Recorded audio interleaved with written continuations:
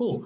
So hello, everyone. My name is Lin Wu. I'm the CEO of Ivypedia, and I'm here today with Michael Thaddeus, a Columbia University professor of mathematics who became famous for his research into Columbia's data reporting to US News College rankings. So he's going to be talking with us today about his work and his thoughts on the ranking system. So Professor Thaddeus, thank you so much for joining us today. Thank you. It's a pleasure to be with you. Okay, let's get right into it. So you're very well known here for your research into Columbia's US News ranking and their data reporting. So what was it that prompted you to look into that data reporting? What prompted me originally was that when I served as department chair in the Department of Mathematics for 3 years between 2017 and 2020, I became aware how secretive Columbia's administration is and how basic facts about the university are not shared with faculty. Facts about the budget, for example, about the numbers of part-time faculty, that kind of thing. And so when the US News rankings came out in September, I saw that Columbia had risen to second place for the first time ever. And of course, people were very pleased about this. But I was curious because I knew that we were competing against institutions that have a lot more endowment than we do. They have a lot more space. And I knew that US News ranking is supposed to be based primarily on data. So I wondered, what are the data that underlie this very high ranking? And so I bought a subscription to US News College Compass, and I looked at the detailed numerical reporting. And then I saw numbers that I just didn't believe, or at least I had difficulty believing. Chief among them was the claim that 82.5% of undergraduate classes at Columbia have an enrollment below 20 students. You know, there are a lot of large classes at Columbia. It's not the case that 80% of classes are these very small classes. So I knew that something was wrong there and had to be looked into. Okay, so how long did it take you to conduct your research and draw your conclusions regarding the inconsistencies in university data? I mean, with that one, with the class size, it took me several days. The way that I did the research was to compare the reporting on the US News webpage with the enrollment figures of the Columbia University Directory of Classes, which I'm sure you used when you were studying here. It's the web pages that students actually use to to find classes physically. They list the room numbers, but they also list the enrollment, the numbers of students enrolled. So the data is out there, the information is out there, but not in a very user-friendly form. And so eventually with fall 2021, I just tabulated all of those numbers by hand, which took a long time. There were maybe, what was it, like 2,500 classes involved. It took like a couple of days to do it. And then I realized that the ranking was actually based on 2 previous years, 2019 and 2020. So then I had to do those as well. And then I figured out a way to do it more systematically without just doing it by hand. But that part of the research took me, several days of hard work. Then when I realized that there were inaccuracies, then I started looking at other figures as well. And then I spent a couple of weeks digging into those other figures. The other one that seems really important to me is the proportion of faculty who are part-time. Okay, so after your research was released, so Columbia recently announced that they wouldn't be participating in the 2023 US News ranking while they review their data and whatnot. So is that an outcome that you expected, or do you feel that their decision was a good one, or do you think there were alternative options that they could have explored that would not involve withdrawing from the US News ranking? No, I wasn't expecting that outcome at all. I was quite surprised when I got the news, which was only a week ago. It was on Thursday evening, um, just before the 4th of July weekend.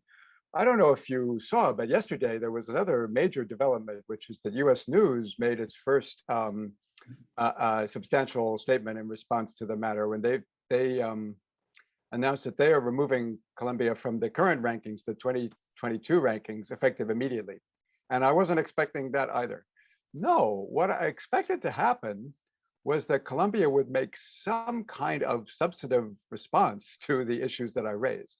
I thought that Colombia would issue a statement saying, well, this is how, this is a methodology we use. This is how we arrived at our numbers. This is why we think that our numbers differ from Professor Thaddeus's numbers.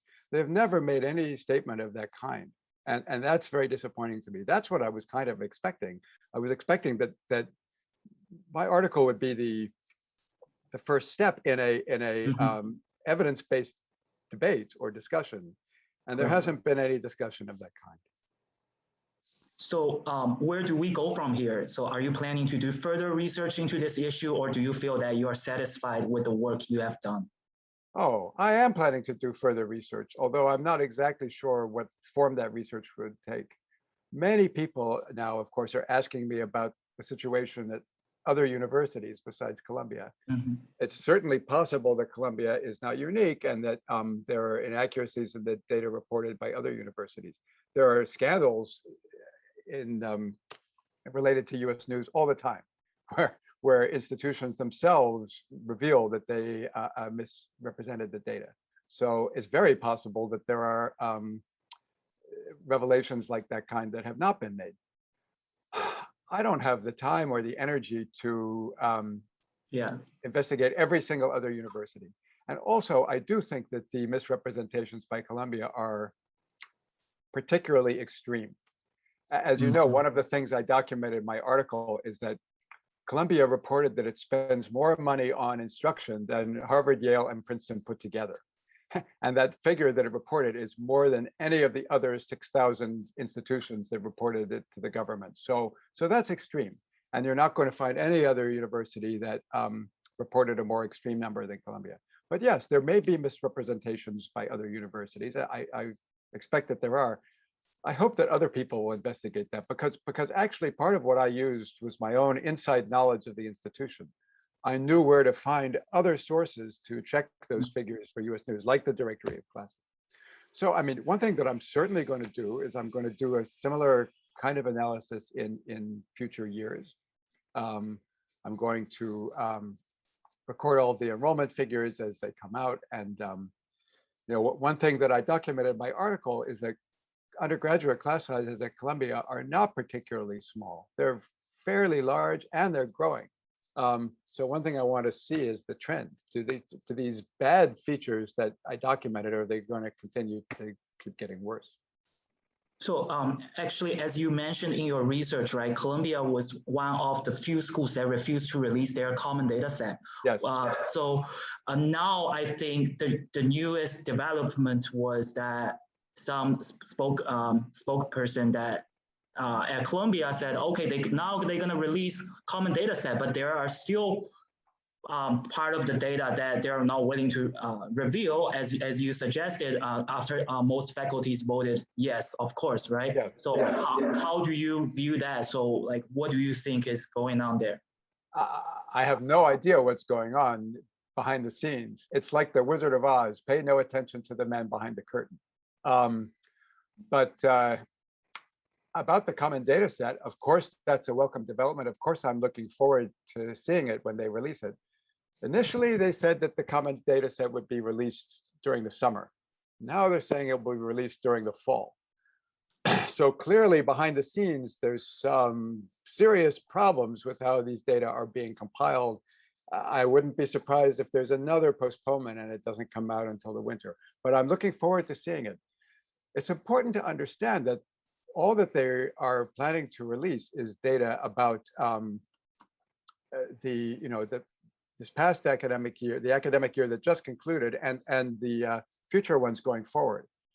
The misrepresentations that I documented were about academic year 2019-20, 2020-21, the ones that went into the current US News ranking.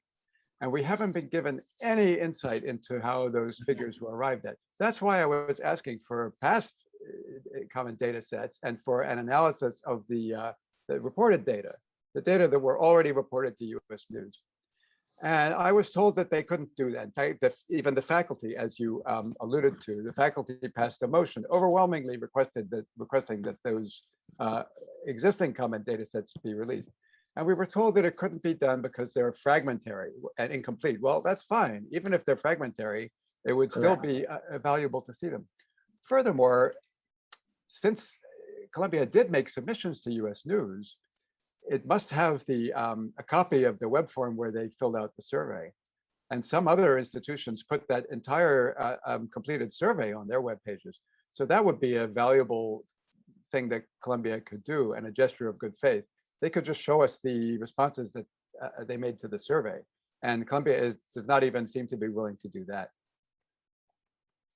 Yeah, so in light of that answer, so how important do you think US News rankings are when we compare universities? I mean, they're very important in the sense that a lot of people read them, a lot of people take them seriously. They're very unimportant, I think, because I don't think they have a great deal of genuine value. I think everyone would be much better off if we just stopped reading these rankings, stopped thinking about them. For one thing, as we've seen, they're based on data that just can't be relied upon. It seems that the vetting process that US News uses to evaluate the data is very, very perfunctory. There's no evidence that they ever actually go into the internal records of universities or go into the inner workings of how the data are reported. The institutions that report the data have a powerful conflict of interest because they're reporting data about themselves that isn't checked or audited by any third party. And they have a very strong incentive to report the most favorable data. On top of that, the rules about how to report the data, what the data mean, they're very complicated. And so there's a possibility of honest mistakes. There's also a possibility of dishonest mistakes that are portrayed as honest mistakes. Those are all possible. I think even beyond that, even if there were a rigorous auditing mechanism in place to make sure that the data were very accurate, I think rankings would still be a harmful development, and I think people would be better off rejecting them. Because rankings never measure what's really important about an education. If you look at the criteria that are used for the ranking, there are things that are very peripheral or unimportant. Like one thing that they measure is the proportion of alumni donations. Well, many things could influence that. At Columbia, one thing that is often said is that alumni donations are lower because the alumni who attended Columbia in the 1960s, which is a very turbulent time, they were disillusioned with their experience at Columbia, and they give less money as a result. Whether that's true or not, the point it makes is that the dissatisfaction of students who attended Columbia in the 1960s has no relevance to the quality of the education that you get today. That was 50 years ago. The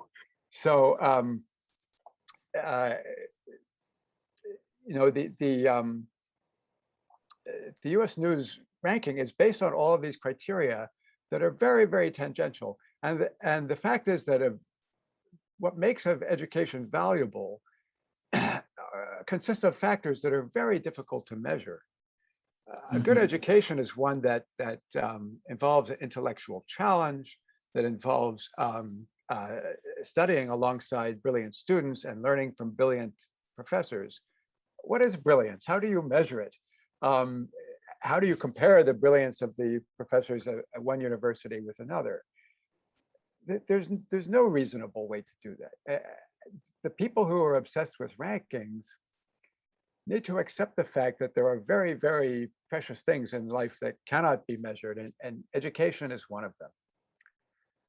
At the same time, I understand that when you enroll in a university, you're paying hundreds of thousands of dollars for the education.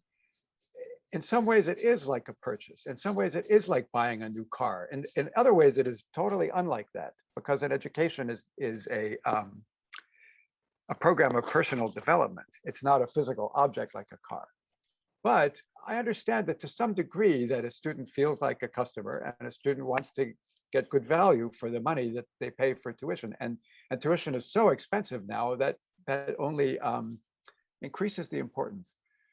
So I recognize that students, especially students coming from overseas, they need to have some way of choosing between the many university programs that are available to them. They need to know which ones are better programs, which ones are worse programs, and they also need to know which ones are more suited for them and which are less suited for them. The ranking does not tell you that. The ranking does not tell you which program is best suited for you, because it's a linear ranking that is the same for everyone. But I think in place of rankings, there could be and should be tools that that help students, especially from outside of the American system, to make an intelligent, informed choice based on evidence. It would be a mistake for that evidence to be overly numerical. Education is not just a matter of numbers and rankings, but instead of a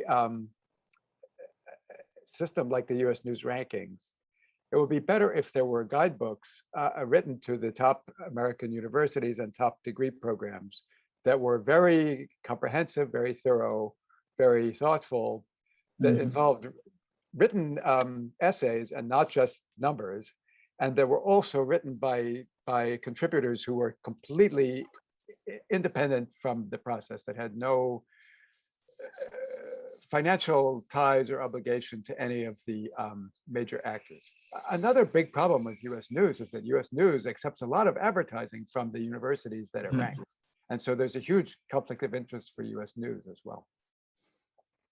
So given the flaws in the ranking system, do you have any school selection advice for Chinese international students who are now navigating this really stressful and somewhat confusing college application process? The main piece of advice that I give to everyone is that it actually doesn't matter that much. The difference between the second ranked university and the third ranked university is meaningless. Every universities will have certain strengths, certain weaknesses. Every universities will have some brilliant people, both students and faculty. And the real challenge is how to find those people once you enroll in the university. So if you attend the second best university or the 20th best university, it doesn't really make that much difference. And the quality of the education that you get is much more a function of your own initiative at those places than it is a function of where you go. So that's my main piece of advice. I guess my second piece of advice is that, at least for undergraduate enrollment, the United States government has some very helpful tools that students can use to help them with college choice. One is called College Scorecard, and the other is called College Navigator. These are both websites that are run by the US Department of Education. And they are not rankings, but they have a lot of information. It's numerical information, it's data, but they can help you break down and see, for example, am I likely to get into this school based on my test scores and the test scores of students who are typically accepted to that school? That kind of thing you can learn from those websites run by the government. The last thing I would say is that because it is very, very subjective, the process of choosing an institution is necessarily very subjective. The most important thing is to talk to other students who are in the programs or recently graduated from the programs and get their personal impressions. And if you talk to a large number of those students, as many as you can find, and you make sure to find students who are not, again, not in some official role. If a student is designated as the official spokesperson for the program, of course, they are going to give you a very rosy picture. But if you try to find someone who is independent and has no formal ties to the schools, the advice you will get from them will be so much better informed, so much more meaningful than anything that you see on US News. US News, it takes a survey of college presidents and provosts and admissions deans. They're supposed to give their opinions of the programs at other schools. If you think about that, you realize that those people do not know anything at all about the quality of education at other schools. What does the president of Yale know about undergraduate education at Columbia, or vice versa? They know nothing except maybe what the president of Columbia has told them at a conference or a meeting, and that is not objective information at all. Those people are relying on hearsay and reputation just in the same way that we are, and they are interested parties themselves. So the reputation survey run by US News is just completely worthless. You're much better off talking to young people who have actually gone through the programs themselves. Yeah, these are very helpful advice. I believe our audience will definitely benefit a lot from following these advice. So I think I have one more question, probably our final question. So your research has put you into the spotlight in the US as well as China, So how are you handling the overwhelming attention? Has it affected your personal or professional life at all? Well, it takes a lot of time, but it's not quite as bad as you say. I don't have journalists waiting for me outside my office or anything. It's not like the British royal family. I've had a lot of interview requests from journalists both in the US and China, and I've been talking and emailing with them, and it has, as I said, taken a lot of time. And I have to be very careful about what I say. I mean, I know that when you speak to journalists, what you say could be taken out of context. It could be broadcast around the world. And so I've had to think about choosing my words very carefully. But it's been okay. And I don't really enjoy receiving personal attention myself. I've always kind of hated the limelight. But I do think these are very important issues, and I'm glad that the issues are getting the attention they deserve. And so for that reason, I welcome the attention. All right, that's all the questions I got today. So thank you again for joining the interview today. Thank you again, Professor Thaddeus. Thank you. It's been a pleasure. Thank you. Thanks. Thank you. Bye-bye. Okay, take care. Bye. Take care. Bye.